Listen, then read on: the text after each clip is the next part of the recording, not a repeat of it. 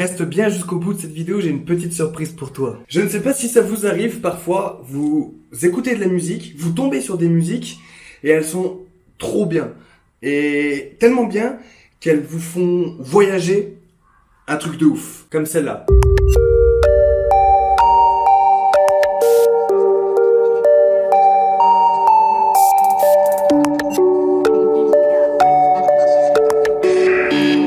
Et si à ça on rajoutait des images drones?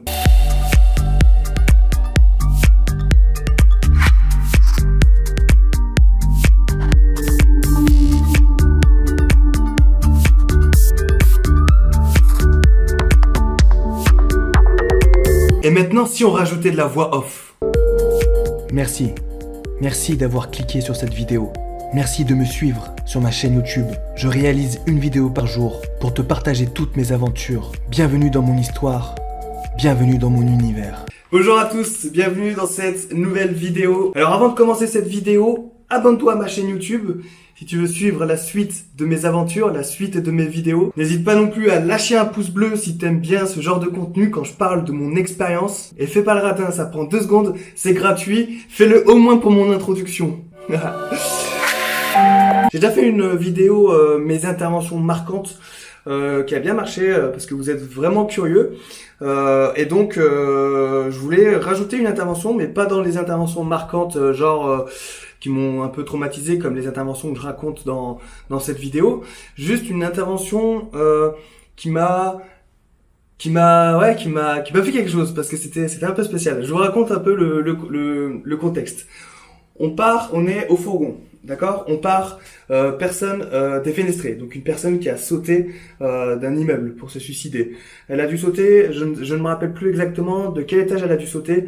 C'était une femme, elle avait sauté du 4 ou 5e, voire 6e étage. Et on arrive sur place, ben, la femme avait sauté et elle était en mauvais état, par terre. Elle s'était pris la rambarde en plus, enfin c'était un peu dégueu, mais c'est pas de ça dont je voulais vous parler. C'était plus du contexte. Elle avait laissé un mot chez elle, voilà. Donc ça, c'est le truc un peu horrible.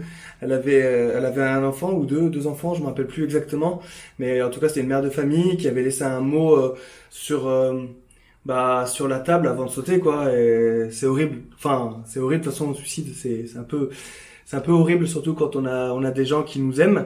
Et donc du coup en fait bon, ça c'est l'intervention on va dire de base. J'en ai fait beaucoup, des personnes défenestrées, des personnes qui ont sauté, qui se sont suicidées, tout ça, ou passé sous les trains. Enfin c'était pas cet aspect de l'intervention qui m'avait marqué. C'est surtout l'après. On était en bas en train de faire la réanimation cardio-pulmonaire. Parce qu'il fallait masser quand c'est pas une étape de mort apparente. C'est-à-dire qu'on peut pas déclarer, nous en tant que sapeur-pompier, on peut pas déclarer que la personne est décédée, même si on n'y croit pas trop, parce que c'est pas une mort apparente. Vous savez, il y a plusieurs états de mort apparente, c'est-à-dire qu'il y a certains états où on peut, en tant que sapeur-pompier, le chef d'agrès, en tout cas, peut déclarer la victime décédée. Enfin, c'est comme ça que ça se passe. Si, par exemple, la personne est je me rappelle plus trop des cas, faudra me les dire dans les commentaires. Mais en gros, si la personne est en état de décomposition, donc là, on va pas masser, on sait qu'elle est morte, donc du coup, ça sert à rien de masser. S'il y a la tête qui est arrachée, ça aussi, c'est un autre état de mort apparente. Raideur cadavérique, c'est-à-dire que la personne elle est toute raide, donc c'est-à-dire qu'elle est morte depuis pas mal de temps. Du coup, on réanime pas. Et les autres cas, comme là, c'est juste qu'il y a que le médecin qui peut annoncer que la victime est décédée. Et donc du coup, là, comme il y avait pas, elle était pas raide, la tête n'était pas arrachée, même si elle était un peu en mauvais état, et elle était pas en état de décomposition. Donc il me semble que c'est ces trois. Du coup, on a dû masser. Alors, on a massé. 1, 2, 3, on masse. Là, le SAMU arrive, fait son taf. D'accord? Le taf du SAMU. Donc, le SAMU, c'est le médecin. Va arriver, va mettre va tout faire pour la réanimer. Il va lui injecter des produits, l'intuber, DSA, tout ce qu'il faut, enfin, défibrillateur, leur défibrillateur. On fait tout pour la réanimer. Au bout de quelques instants, le médecin déclare la victime décédée. On a dû masser pendant 3/4 d'heure quand même. Et donc on regarde en haut pour dire au médecin, la victime elle a sauté de là. Donc c'était la fin d'intervention. On se met à reculer, on regarde, et là on voit de la fumée. Et c'est là que ça devient intéressant. Là, ça devient intéressant parce que c'est le côté pomplard qui ressurgit, le côté pompier qui ressurgit. Là, je vous dis, il y a eu un coup d'adrénaline. En fait, il y avait de la fumée en haut. Donc, on sait pas depuis combien de temps parce que nous, on était là depuis quasiment 1 heure et on avait regardé d'où elle avait sauté et il y avait pas de fumée. Et là, direct, l'instinct du pompier, on se dit, mais ça crame, elle a foutu le feu avant de sauter. On a pensé ça directement. Alors là, qu'est-ce qu'on fait? Là, le chef de garde ordonne, montez dans les engins, équipez-vous, tenue de feu. Donc on était au fourgon, donc on avait une autre tenue de feu. Prenez les aéries, ligne d'attaque en reconnaissance. Et là, ça c'est trop bien parce que c'est un peu les interventions où tu pars pour secours à victime et tu te retrouves à partir sur feu, quoi, finalement. Et là, t'es sur place, t'es au cœur de l'action. Donc c'est un peu les aléas, les imprévus qui peut arriver lors d'intervention. Donc là, on est boosté à l'adrénaline, on est à fond, quoi. T'imagines là, ça crame, on est dessus, quoi. On est dessus, c'est génial. Alors on monte à l'étage, donc je me rappelle plus si c'était 6e ou 5e. Il me semble que c'était au 5e. Bon, on arrive au 5e, donc on pense que c'est l'appartement du coup de la femme qui a sauté. C'était les fenêtres étaient ouvertes et on voyait de la fumée sortir de là. Alors là, déchaînés comme des oufs en tenue de feu, aérie, on se met à taper sur la porte pour l'ouvrir. Bam, bam, bam. T'imagines, on est gonflé à bloc. Nous, on aime le feu, quoi. On veut que ça crame. En tout cas, on veut éteindre ce feu. On tape. La porte se casse et elle s'ouvre. Donc c'est là qu'on rentre dans l'appartement et qu'on voit le message du coup de la dame et rien, pas de feu. Donc on se demande mais qu'est-ce qui crame? Après petite déception, bon ça crame pas là mais ça doit cramer ailleurs. Alors on commence à taper sur les portes d'à côté, on commence à monter, descendre, enfin on fait un peu les reconnaissances pour savoir d'où vient cette fumée. Ça crame, d'où vient cette fumée?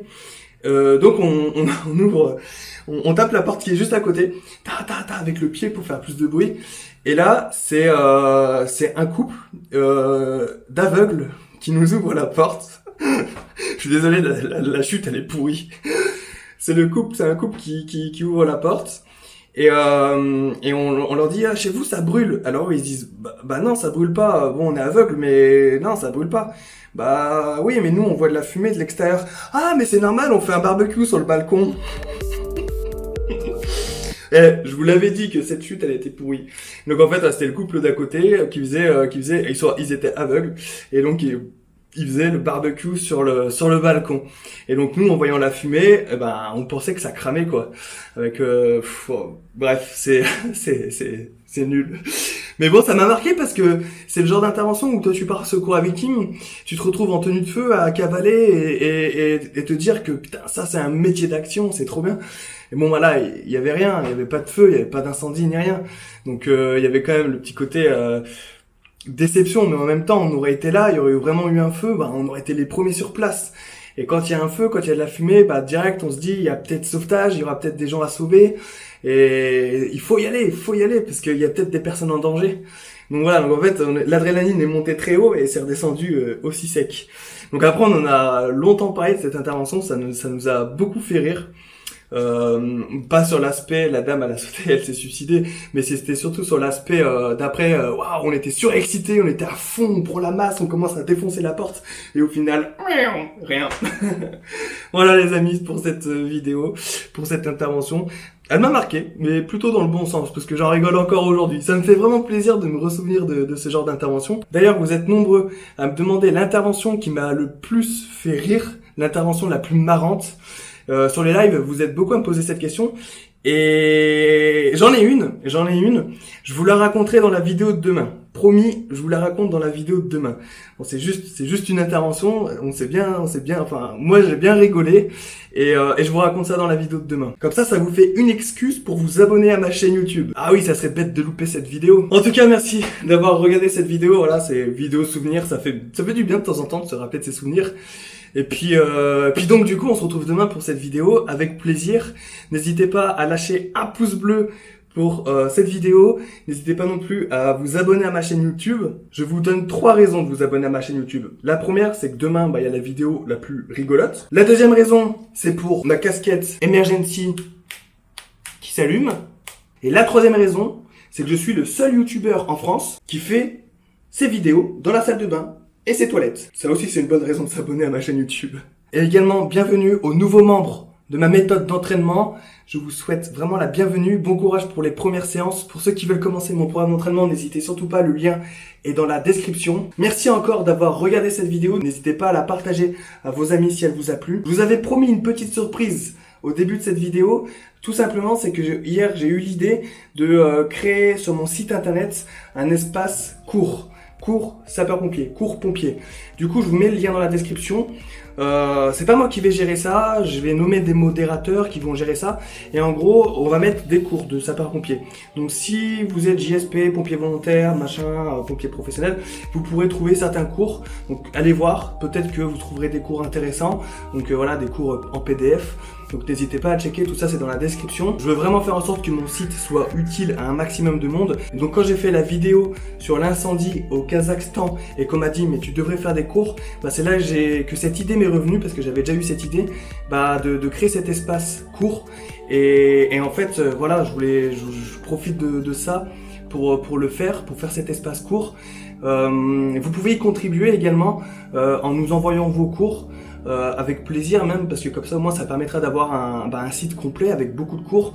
Du coup pour ça je vous invite à aller dans le Discord qui est en description, vous contactez la modération, les modos, et vous leur dites voilà, j'ai des cours, si vous voulez les mettre sur le site de Vincent, n'hésitez pas, comme ça vous leur envoyez les cours et après eux ils peuvent mettre à jour le site, et le but c'est que ça soit vraiment un site complet avec plein de cours. Voilà pour la petite surprise, je pense que ça va en aider plus d'un et ça fait vraiment plaisir. Voilà, merci d'avoir regardé cette vidéo, on se retrouve donc demain pour la prochaine. Rompez, que Saint-Barbe vous protège et à demain les amis, ciao.